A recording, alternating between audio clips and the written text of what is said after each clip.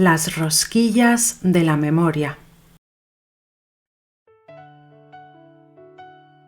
En una tarde fría de diciembre, cuando el aire huele a anís y a recuerdos, Marta encontró la receta.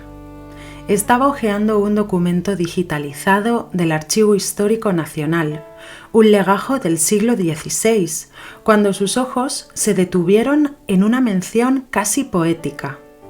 Dulces redondos con miel y aceite, hechos por mujeres de la judería en las fiestas de diciembre. A su alrededor, el silencio de la biblioteca pesaba tanto como el polvo del tiempo. Sintió un escalofrío. Aquellas rosquillas, pensó, eran las mismas que su abuela preparaba cada Navidad, sin saber muy bien de dónde venía la costumbre. El origen de la familia de Marta siempre había sido español y católico, al menos así lo pensaba ella, pero su abuela, una mujer de manos dulces y voz baja, tenía ciertos rituales extraños. Encendía una vela al caer el sol del viernes, horneaba rosquillas bañadas en miel antes de Año Nuevo y decía que aquello traía suerte y dulzura para el año que entraba. Nunca habló de religión, solo de tradición. Y Marta, de niña, se quedaba fascinada viendo cómo la miel caía en espiral sobre las rosquillas doradas.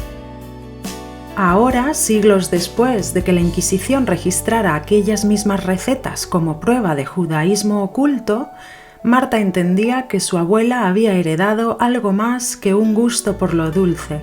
Había heredado un gesto, una memoria invisible que sobrevivió en los rincones de la cocina. Leyó en los márgenes del legajo que muchas mujeres, temerosas de ser acusadas, modificaban la receta. Cambiaban el aceite por manteca, la miel por azúcar, y así nadie podía decir que aquello era un postre de judía. Sin embargo, aun con aquellos cambios, el alma de la receta seguía intacta. Marta decidió prepararlas esa misma tarde. Mezcló harina, huevos, aceite de oliva, ralladura de naranja, anís. Cuando el aroma empezó a llenar su casa, tuvo la sensación de estar repitiendo un gesto ancestral. Mientras daba forma a las rosquillas, recordó la historia de aquellas mujeres que siglos atrás amasaban en secreto.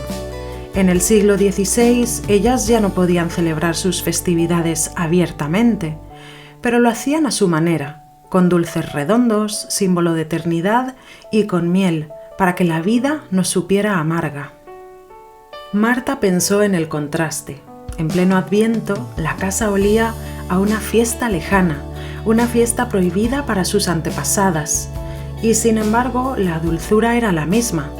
Tal vez, se dijo, no hay contradicción entre una fe y otra cuando lo que se conserva es la memoria del bien y el deseo de vivir con dulzura y esperanza. Al probar la primera rosquilla, la miel se pegó a sus dedos y cerró los ojos.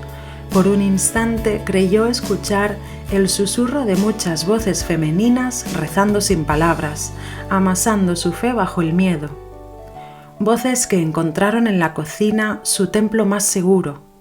En cada bocado, Marta sentía la mezcla de generaciones que no se conocieron, pero que compartían el mismo anhelo, seguir existiendo, aunque el tiempo cambie el nombre de las cosas. La receta, pensó, era un puente entre dos mundos. Los registros inquisitoriales, escritos para condenar, habían acabado preservando la dulzura de un pueblo. Aquello que una vez fue prueba de delito, ahora era un hilo de identidad que unía siglos. Marta se prometió guardar aquella hoja y copiar la receta en su cuaderno con una nota al margen. Rosquillas de la judería para comenzar el año con dulzura. Esa noche, en medio de las luces de Navidad, colocó las rosquillas en la mesa junto al turrón y el vino. Nadie supo que, mientras las probaba, Marta estaba celebrando también Hanukkah, pero a su modo. Sonrió con cierta melancolía. Quizá pensó, la historia no se conserva en los libros, sino en los gestos, en el sabor persistente de una receta que se niega a desaparecer.